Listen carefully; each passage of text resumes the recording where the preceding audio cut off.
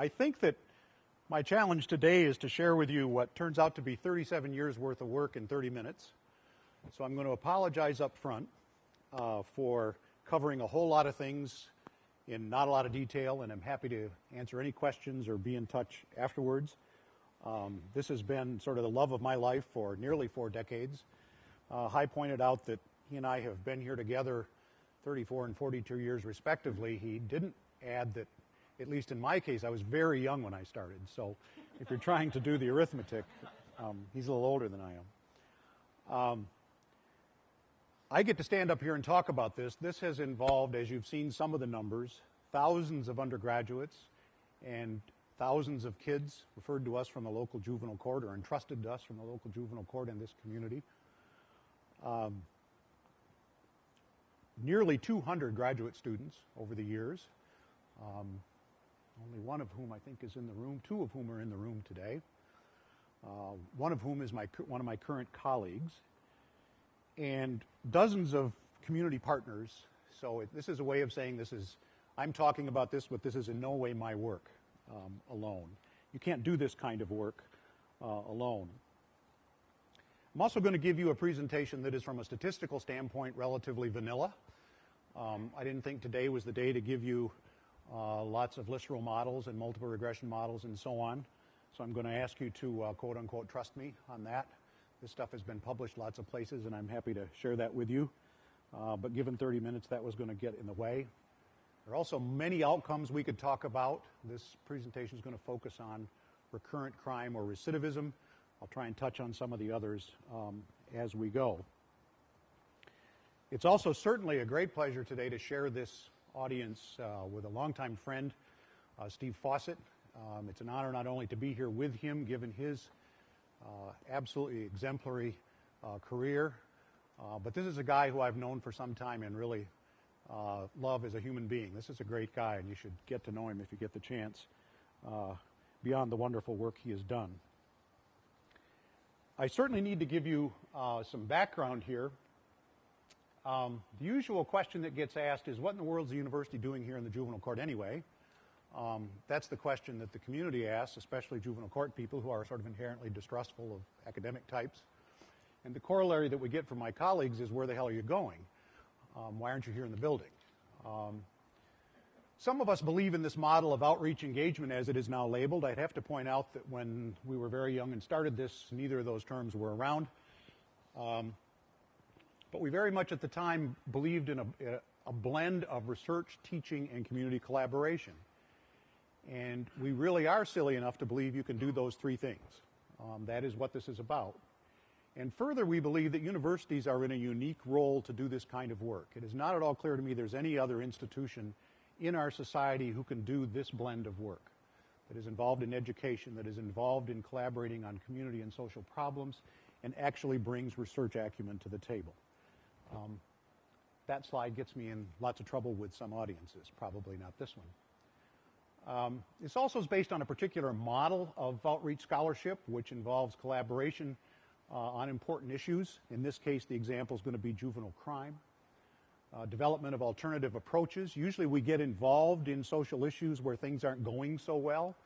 And if you've been anything but asleep for the last 4 decades, you figured out that what we do with juvenile offenders in this society isn't kind of going so well. It costs a lot and doesn't work very well. This is where the science comes in. We believe we have to test the alternative that we create and test it rigorously, and you'll see some of those kind of data. And we're never satisfied. We believe you ought to replicate and not just look once at did something work under rather pristine conditions, because science really remains skeptical, and that even when you're successful, you need to be committed to that success. So dissemination or technology transfer is part of the scientist's commitment from Jump Street, and that you obviously need to engage in ongoing monitoring. It's also probably important by way of background that you know that this project has gone through a number of phases. We had R01 and 3 NIMH grants from 76 to 90, where we did 4 longitudinal experiments. I'll share with you, and we'll look at the impact of quickly on the adolescent youth. I should define terms here. I'm going to refer to the adolescent delinquent kids as youth, and I'm going to refer to our undergraduate students at MSU as students. Those two get confused a lot because they're many times only 3 or 4 years apart. and then look at impact on the community. This collaboration was built on an initial agreement that guaranteed we would continue and partner with the local community if we were successful. And since '85, we have been jointly funded by the local county government and the university in a collaborative arrangement. And there's a whole series of stories I could tell you about how much fun that was to create, and I won't bother you with that today. So let me take out my time machine and turn back the clock here 3.5 decades. And these were the issues. This is literally from an overhead that I did for my dissertation presentation. I should hasten to add that the subtitle to this talk, the Adolescent Diversion Project, why it's not necessarily a great idea to find unexpected positive results that are statistically significant in your dissertation, because it'll cost you the rest of your life. We've been at it ever since. At that time, crime was a major issue. We are today, I think, 27 straight years, crime's been the top 5 in the Gallup poll of things Americans care about. And crime's largely an adolescent issue. About half the crime in the United States is done by kids we label juveniles, depending on the state, between under 18 or under 16 years of age. We're concerned with the ineffectiveness and the cost of current approaches. At the time this was originally written, people were all excited that we were spending an average nationally of $37 per day for kids in residential correctional treatment for juvenile offenders. Today that number is almost $400 a day. While that sounds expensive, it does pretty well compared to hospital care, which is around $7,000 a day. But those were the issues at the time that sort of brought us into this. There were rather specific ideas that led us to design what we were doing. We wanted to pick promising directions, translation to today, evidence-based practice. We probably for mostly serendipitous reasons picked what today get called cognitive behavioral intervention based on social learning theory. As good behaviorists at the University of Illinois in the mid-1970s, if you'd have said the word cognitive next to the word behavioral, they would have flunked you right out of your comprehensive exams. Only a few of us are old enough to even think that's funny. Non-professionals, the use of existing non-paid, non-professional change agents was a big movement in community psychology at the time, and that was wrapped up in this. And there had been some early promising results, including from my mentor Julian Rappaport's dissertation, where he had found rather dramatic effects using college students as change agents with chronic mental patients. And the need, specifically within the juvenile justice area, the need to create alternatives. Social labeling theory was coming into play. Martin Gold had just finished his study in Flint, Delinquency in American City, then replicated it nationwide, which showed, are you ready for this? Arresting kids and putting them in the juvenile justice system increases the probability of future crime. And you can imagine the stir that that created. So it looked to us like we ought to do things outside the system. I think it's important to understand this collaboration and what we each brought. MSU certainly was bringing faculty and student time. We put in place a new course that undergraduates would be involved in. This is probably important in universities and communities collaborating. And we certainly thought we brought theory and research acumen. The community was put together for us a community board. I'll show you the makeup of that in a minute. Guaranteed us referrals of kids from the local juvenile court and provide us records access. No minor accomplishments if you've ever tried to access school and or court records. And certainly they knew what they were doing. They brought experience to the table. We had a board made up of, I guess by today's standards, you would say the usual suspects. We didn't talk about community collaboration in those days. It was community coordination and sharing of services, but we had folks from the justice system. We had folks from the County Board of Commissioners, which turned out to be a brilliant move in hindsight because it was the future source of funding, but it wasn't really what it was about at that time, and we had school administrators. I've really got sort of 3 stories I've got to tell you here. The first one is about the youth and how they get involved. The second is about the students. And the third will be about the impact on the justice system and the community itself. I'm going to do decreasing amounts of those because people tend to be most interested in what are the effects on kids. So let's talk about how kids get involved. I'm going to show you 4 different studies that have been done within this project because it changes a little bit. If you think about the juvenile justice system in an oversimplified fashion, you've got some amount of delinquency going on out there. Someone complains about it. About half of those complaints result in nothing. Kids get quote-unquote curbside justice. The others go by way of petition to the juvenile court, and the court has to make a decision as to what they're going to do. Before the existence of the diversion project, they could dismiss the case or put the kid on probation or place him in out-of-home care. And essentially what this program did was to put an alternative disposition inside of that system. Okay, so that's keep that one in mind. This first study was relatively small, was my dissertation. I told you this was trouble. Involved 73 kids. Actually, that's 2 years worth of kids. My dissertation involved 36 kids, for those of you in the room who think you have to have huge ends to do dissertations. And the rest of this is probably fairly obvious. The kids are mostly boys, which is important to know if you're concerned about net widening and really dealing with delinquent offenders. You need to have, 3 or 4 to 1 boys to girls if you're not grabbing a bunch of kids who the court would otherwise ignore. These kids look demographically like their community. They're about a year behind in school, and they're first-time offenders to the court, but not first-time in arrest. And all the data I'm going to show you here is arrest. A little sidebar. We collect 16 different outcomes of crime. They're all very highly correlated, and so I'm going to present to you arrest data. They've all been analyzed multivariately and yada yada. The most common offenses are larceny and building and breaking and entering, and they range all over the board. Neither of those offenses make 10%, and no offense does. This first study was really, the first pass at can you generate any evidence that what you're trying to do here might work. We trained the undergraduates for 6 weeks in what we now call cognitive, behavioral, and child advocacy. Students and kids were matched one-on-one for 6 to 8 hours a week for 18 weeks after that. This involves written contracts and so on with kids and mostly their parents. There was also an advocacy condition, and it had the same general characteristics. And this is sort of based on what many would stereotypically call a Jewish mother model of child rearing, and in my case I would call a Dutch mother model of child rearing, meaning this is my kid and they have rights to certain things, and they need an education, and they need a job, and they need good peer activities, and they need things to do in their free time. And that's the short story of what advocacy is. You could read lots about it. And in this particular study, we had outright release as a control group. Kids were assigned in equal thirds, randomly stratified by order, gender, and seriousness of crime. These are the measures we used. There's a bunch of measures I didn't put on here that we also used because they didn't work out. Lots of times when you do work, the advice is why don't you go grab existing theoretically driven measures off the shelf and try them. I could give you a list of 7 or 8 of those that don't work with adolescent delinquent kids, primarily because they don't read that well and they think they're stupid. So in this first study, there really were not any data to come out of the self-report measures because they didn't even show basic psychometric reliability. I'm making lots of long stories very short. At 2.5 year, this slide's entitled Simple Recidivism. This means 1 or more rearrests. And you could put up the same slide for number of arrests, number of convictions, number of petitions, seriousness of arrest, and so on and so forth ad nauseum.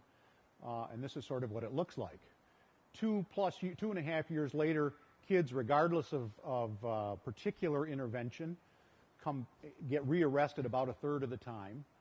And those in the outright release control group get rearrested 9 out of 10 times. This is the first place where, another sidebar, this is an example of why, of 2 things. The first is probably the importance of a need for an absolute control group that's randomly assigned, because if you just put up the first 2 bars, you might not be very excited. And the second is that you have to be very careful about how crime rates vary over time within a community and across communities. So I would not make much of absolute level, which probably dismisses most of what the media presents to you about crime rates when they do comparisons. Ratchet ahead now another 3 or 4 years, and we start study number 2 that ran over the course of 3 years. These kids look basically the same demographically, so we probably can move through this quickly.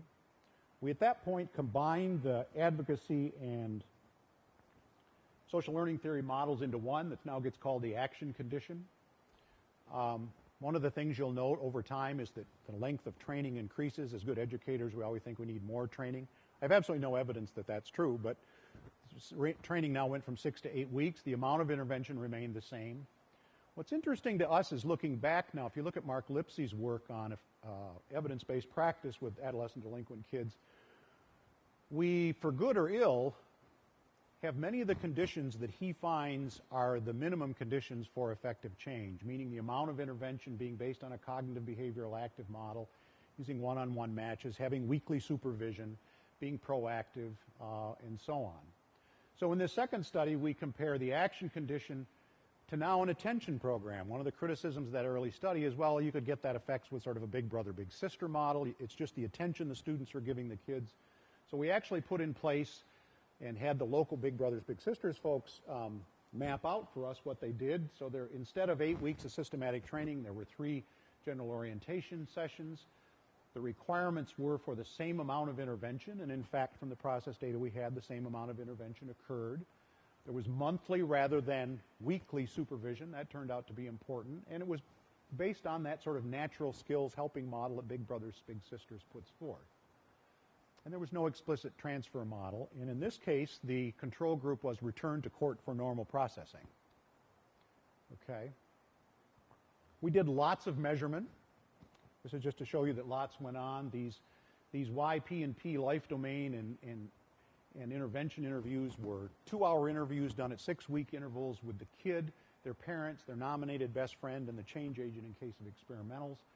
We began to look at self-report delinquency and self-reported arrests and looked at the other variables. Again, now, turn the clock ahead another couple more years while you do 2.5-year follow-up.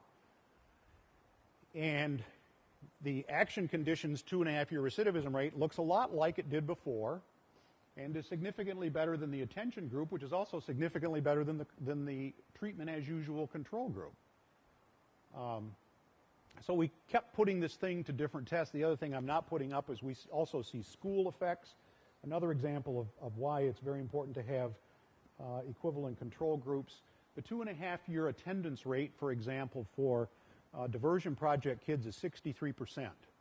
It doesn't really sound very good, right? That means they're missing something like 2 days a week.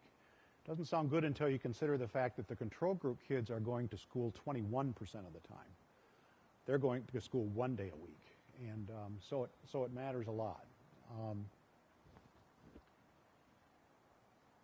As I said, we did lots of interviews. Some of you in the room have probably labeled me a rabid experimentalist. In fact, the interview work was done as very open-ended, taped, content analyzed. I remember a part of my office at home being full of these boxes of audio tapes, cassette tapes that we did in those days. We didn't have all this digital stuff because we had, I got to do the math, 2 hours times 4 sources times 6, 8, can't do the math. 32 hours of interviews per case on over 200 kids. That was a lot of tapes. And a small army of people to begin to content analyze, reduced to these things called life domain areas, reduced to these things called intervention areas. Again, a lot of material. What did we learn? Well, we got done with all this, and a graduate student of mine at the time, Craig Blakely, said, and we did all this fancy multivariate modeling and overtime and HLM and stuff. And a lot of the conclusions, Craig said, my grandmother could have told us this. And that may be what science is about, is confirming things that we know are true and disconfirming things that we think are true. But lo and behold, we found that under conditions in which we kept kids relatively more involved in their family and school, those were the kids who stayed out of trouble. There's no doubt that just attention has some effect. It didn't have no effect. The other, this was very difficult to disentangle. Interventions that started early in the 18 weeks rather than were reactive to something that happened in the family's life were much more effective. That now gets called proactive intervention. I'm not sure there was the word there. And there's no doubt that the systematic intervention that focuses on particular criminogenic factors, meaning if kids come in with needs in the school area and you work on school, those kids are less likely to recidivate. Okay? And you can imagine that took some time to sort out, as in years. This was the beginning of the interest in dissemination in the world. The last time we were interested in this, it was a while ago. And so this study was an attempt to see, could you take this model and transfer it to other settings? Did you have to have a captive audience of university students to do this? So another 100+ kids are involved in a 4-group by time period design. Again, they look about the same. They're not really remarkably different in any way. So we ran for 2 years a program at this university with major university students, a program at the local community college with community college students, and community volunteers that we recruited. There's another whole series of stories about recruiting community volunteers and hanging on to them that would be discouraging to many people who are in that area. They all got the same amount of training, they all got the same amount of supervision and the same intervention model, and they were compared to controls. Okay, again, there's about a 3-year piece of work in 7 or 8 sentences. We did the same kind of measures that you just saw before. And actually all the process measure results that I just gave to you were a combination of studies 2 and 3. And lo and behold, 2.5 years later, we do not find differential effects of the kind of change agent that you have, meaning you have the same effects with Michigan State University students as you can have with community college students, as you can have with community volunteers. There's a huge difference. I didn't put up the cost graph.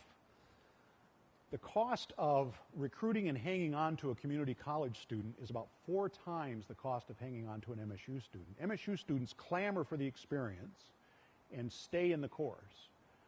LCC students, you have to recruit actively, and they come and go because they've got real lives going on. How dare they? Community volunteers, you get to recruit, anybody who's ever used community volunteers, you get to recruit 14 community volunteers for every one that survives training. That turns out to be really expensive. And part of that is because this work is scary. You're going out into kids' homes and schools and natural environs. You're not going down to Sparrow Hospital and being a candy striper for 2 hours a week. It's a different kind of volunteer experience. But we had the same effects long term. Now, there was sort of one more thing we felt we had to button up before we sort of got done with the testing phase and replication phase of this. There were 2 comments that we kept getting up to this point. One is, gee, you've done this in 2 medium-sized cities in the Midwest. There isn't any real crime there. Why don't you take this to a real city and deal with some real delinquent kids? So you can imagine where we went. That would be called Detroit. The other comment was, well, you've never really compared, outright release, treatment as usual release, to your intervention in the same study. So this was the 3rd time we convinced NIMH to give us probably more money than we deserved. So this study, done with 4 precincts along the northern border of the city of Detroit, involved nearly 400 kids, a third of whom were released to parents after intake. Intake was done blind, as it was done in all the studies. This project, or a treatment as usual control, which meant going to the Wayne County Juvenile Court. Probably shouldn't get in too much trouble, but many would argue that being sent to the Wayne County Juvenile Court is not unlike a no treatment control, but that's what happened. We did not do as much self-report measurement here, and this graph here has gotten me nearly killed on several occasions. Of course, the thing you think we're interested in is that the middle bar, the diversion project, is significantly better than sending kids home and doing nothing, the purple graph, or sending kids on to court. Okay, that's the thing that we're thinking about at the moment. Now, if you're a juvenile court judge and you're sitting there, what you see here is that having kids in your court is no different than doing nothing. And I had the illustrious pleasure one time of presenting to the Juvenile Court Judges Association of the state of Michigan, and was lucky to get out of town. I won't tell you what the woman who's the current head of the state Supreme Court said to me about my methodology. When people don't like your results, they all become methodologists, by the way. They're very sophisticated scientists. But this was, so these 4 studies sort of, wrapped up what we saw as the testing phase for the kids. We've done parallel things with students, and I'm going to do this more briefly, because again, there's lots of stories here, and I've always been interested in the question of which students should be involved in this, what is their effect of the experience on them, what does it involve for them, and how does this go? There are a couple people in the room who've worked on some of this. Most recently, Tiffany has. So I'll probably misreport some of her results right here. People are often asked, how do you get these students? We today put out a college-wide email, college-wide meaning College of Social Science. We tend to get about 3 or 4 times the number of people interested in that we have slots, meaning we get 300 or 400 per year. We have 100 to 125 slots. We also have contacts with advisors and do guest speeches and all that. Way back in the good old days, when we had lots of NIMH money, we spent thousands and thousands of dollars trying to figure out how to select these students. And if you name a standard psychological instrument, an interaction technique, an interview technique, a group interview technique, we did it, we tried it, and found we were not able to predict which students would, A, do a good job. We couldn't predict even which students we'd like. And, you know, supervisors were doing ratings at the beginning of each quarter, and none of that predicted. What we'd learned did predict is if you make it very darn difficult to get in this high-demand course, the people who come out of that self-selection are pretty darn good people. And probably is what wiped out all the variability we had in all of our selection techniques. And, you know, being good practitioners, we still do interviews even though they're of no known validity. That probably just got me in trouble with some of my staff who spend dozens of hours a year doing interviews. Graduate students have been mostly in psychology, a few from criminal justice, a few from social work. Our undergrads are mostly juniors and seniors who do this work. They're almost 22. They're 2 out of 5 are psychology. We've had literally every major on campus. Most of them play in graduate school or human service career, and it looks like this course is a gateway for some of them, meaning it's a decision point. They get to see if they like it, in which case it accelerates their move into the profession, or they don't like it, in which case it's probably a pretty good decision. And we view that as very positive. What do the students get out of this? The graduate students have a year-long assistantship. The graduate students supervise the undergrads. That's probably something I completely left out and is so obvious to me after 37 years. These classes that meet once a week for 2.5 hours are in small groups of 8. They meet with 2 graduate students, so the instructor-student ratio is 4 to 1. That's very much the standard at Michigan State University. I think I got away with that. And so the graduate students get experience as teachers, they get experience as trainers, instructors, and they get experience as supervisors. And weekly supervision occurs 2.5 to 3 hours per week. The undergraduate students must enroll in a 2-semester course. They can't get out after 1. They have 2.5 hours of class meeting per week, and they have 8 to 10 hours of work in the community per week. And this is one of the sort of points of contention that comes up in recruitment. Many students think, oh, applied experience working with a delinquent kid, that sounds like fun, probably guaranteed 4-point, won't be a lot of work. The experience is actually the opposite. When we query students later about how they compared this to their other classes, they see this as much more difficult, which is curious. 37 years there have been over 4,000 involved. 4 different occasions we've had the opportunity to actually do a randomized trial where we've had way too many students, and so we could let students into the course randomly. And this is a sample of some of the findings. 2-year follow-ups. We did 2-year follow-up phone interviews. They're more likely to be in a human service career. They give a more positive evaluation of their overall undergraduate education, which, deans like. They have a much greater, the work Tiffany did, they have a much greater sense of political efficacy and commitment to sort of social justice and social change, which are things we like to see. My other favorite finding that isn't up here is they're more likely to give money to the university. I won't tell you the dollar amount. There's a whole set of findings here that I'm not going to go into due to time. We did a lot of sort of system modeling of the juvenile justice system's decision-making before and after we put this alternative disposition in place. We, at the time, were primarily worried about, was the court viewed as an organization, and we were all into systems theory, going to readjust its decision-making to accommodate its own hunger for cases. You know, the coin of the realm in the justice system is cases, okay? So dollars equal cases. And we were going to peel off 125 cases a year, which in this county is something like a third. Big enough to make a difference, not to shut them down. So what was the system going to do in response to that? So we modeled 2 years of decision-making before and 7 years of decision-making afterwards. And again, I won't bore you with all those details. The sort of short story is, it looks like the system did some adjusting to begin to take some less serious kids they would have otherwise ignored to compensate for the fact that they were giving us some kids.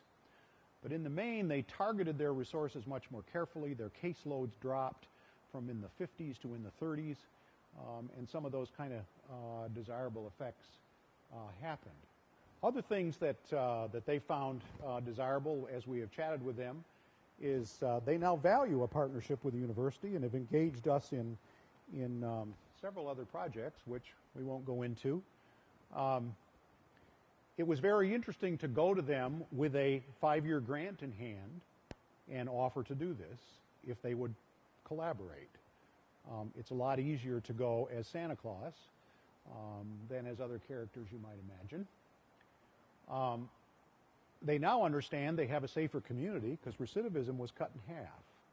People often view this kind of work as, well, that's nice, it's kind of touchy-feely, it'd be nice if you helped kids, but, we're interested in safe communities here. Well, bottom line is this program costs a lot less. Putting a kid on probation costs about $5,000. We cost about $1,100. And recidivism is half of what you get out of that procedure. And in theory, that they can target more serious repeat cases. I'd probably be remiss if we didn't talk about, so what was the effect on the university? And this is a lot harder to measure. We work on this kind of stuff. We've had a partnership with this local community now for 33 years. No small undertaking was getting 3 federal research grants. That was valued as much then as today. We've had a 24-year fiscal collaboration where we actually share money. This has become my new definition of what a real collaboration is. In a capitalist society, collaboration means you share money. You get some of theirs, they get some of yours. There's little doubt about the impact on our students, and that is no minor undertaking. And the scholarly productivity that can come out of a project like this, I think, is not to be underestimated. That concludes the formal comments I had. I'm happy to answer any questions.